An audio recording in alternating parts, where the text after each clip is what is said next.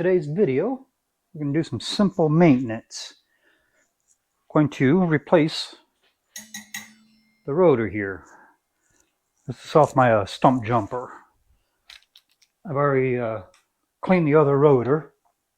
So I think when I got this, I believe it was last year, and I wrecked not too long after getting it. I think I just bent the piss out of this rotor, because ever since then it's always rubbed and it squeals within seconds of hitting the brake.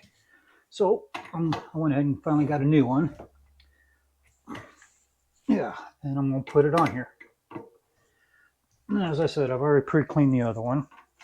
So it's just a rotor I got off of Amazon. This here, the rotor that I'm taking off now, is actually the factory rotor, which is, SRAM. Which I don't have SRAM brakes on here anymore. I switched over to Shimano. That might have been part of the reason. Who knows? But I just know ever since, even before I swapped out the brakes, ever since I wrecked, when I first got it, it started rubbing. I could never get it straightened out.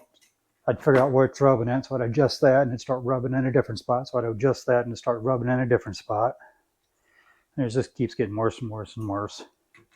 So after the last ride I went on not too long ago, I just decided to say screw it and go ahead and replace it. So, all right. Screws out, that's off. Set this back out of the way. Like I said, the rotor that I got is just Chinese rotor. It's a 180, which is what was on there. Yeah. Grab something to clean that mounting surface off real quick. So as far as tools needed, don't really need any special tools. Just need a T25. And a torque wrench is ideal, which I have, or it says an inch-pound or Newton-meter torque wrench is ideal. Which I got a torque wrench that I use for when I'm working on one of my guns, mountain scopes and stuff like that. So that's down into inch-pounds. So, in my opinion, you don't really need any specialty tools. Go to throw the paper towel away, and I got a trash can right here in front of me. All right, when it comes to brakes, whether it be on a motorcycle, a bicycle, a car, as the saying goes, cleanliness is next to godliness. It's usually a pretty good idea to wear gloves when you're handling it to help protect the surface, keep your oils off of it.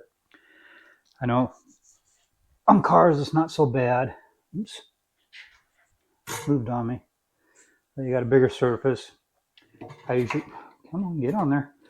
I usually clean the rotor whenever I replace a rotor on a car before I put it on there anyways, and then I'll use gloves to get it on there. You got other debris and stuff that's going to be falling on it from doing a brake job, regardless of whether it's a bike or a motorcycle, a bicycle, or a car. But the cleaner you can keep it, the better off you are. So, but you got 6 T25 bolts. Comes off. Whether or not you use new bolts, unless it's been pulled off and put on repeatedly, I really don't think you need to replace the bolts.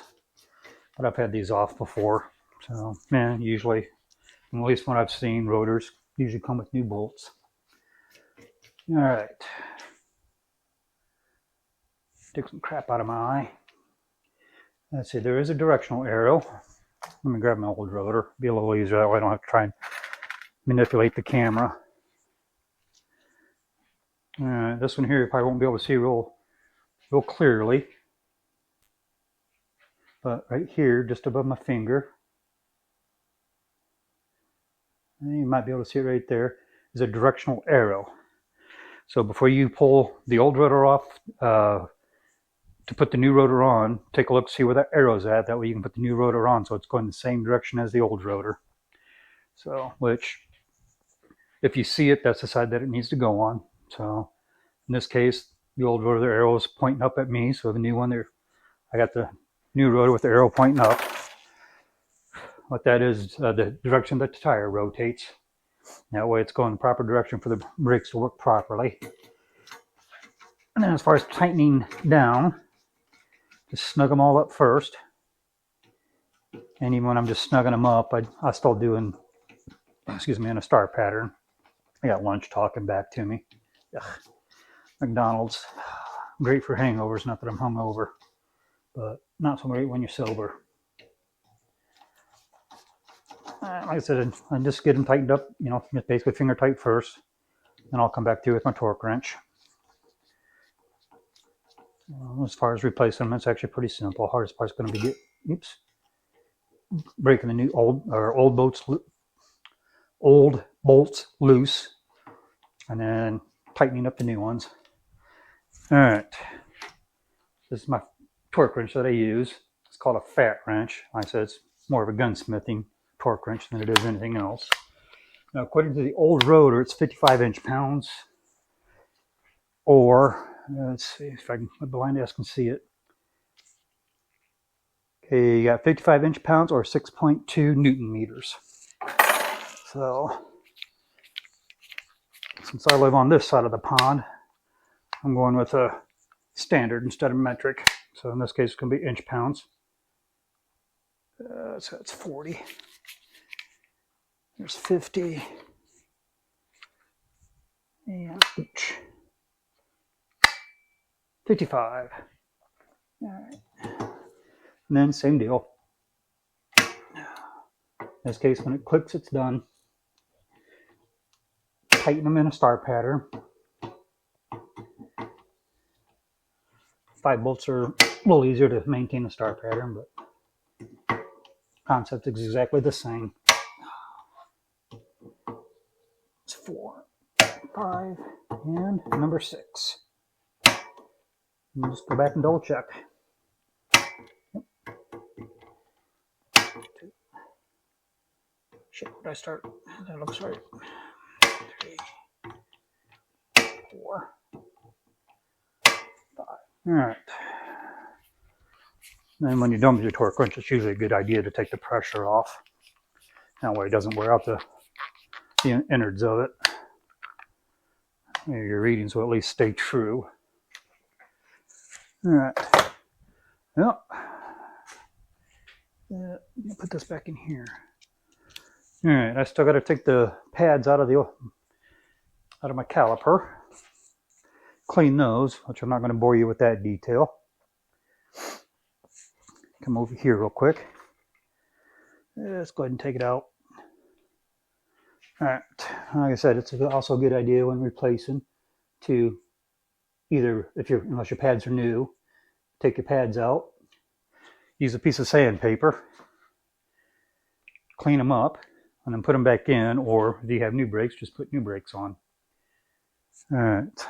But as far as replacing a rotor, that's all there is to it. Oh, and welcome to my messy garage. Well, we've been doing some early spring cleaning. The wife wanted to clean the attic out to get rid of crap to put more crap up there. So, let's see. I'm trying to think if there's anything else. Oh yeah, it says if you're changing your rotor to go to a bigger rotor size, you'll want to make sure that either that you have the proper adapter for it. Let me get down here real quick. Which in my case, I had a 180 on here and I'm staying at a 180.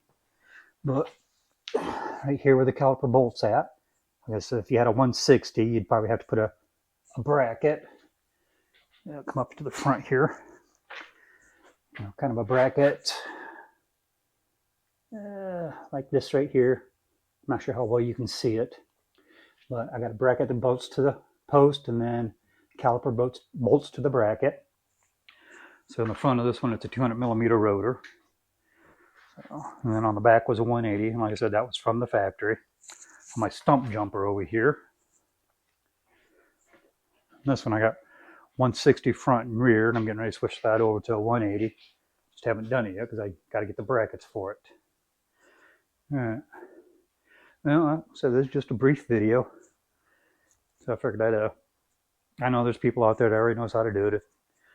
If you got your own bike, it's usually a good idea to know how to do some of the maintenance on it, in my opinion.